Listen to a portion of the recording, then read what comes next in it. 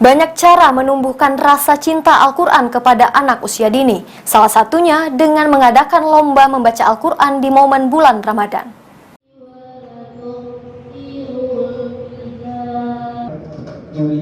Anak-anak di lingkungan Masjid Nurul Huda, Kecamatan Majasari, Kota Prabu Mulih, terlihat antusias mengikuti lomba bacaan Al-Quran dan mengumandangkan azan yang digelar Koramil 40402.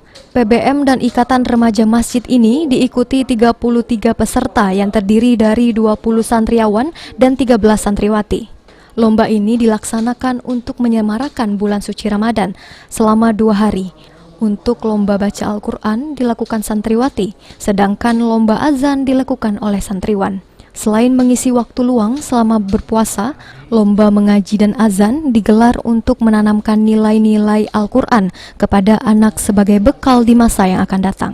Alhamdulillah, jadi semarak kami, biar anak-anak lebih termotivasi lagi.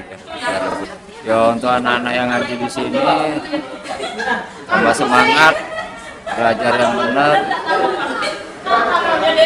Ya insya Allah, karena mereka lah pasti penerus.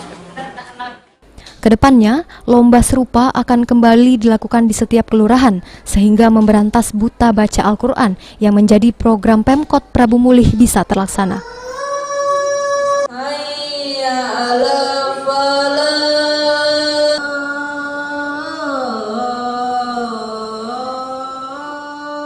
Beni Firdaus, PAL TV.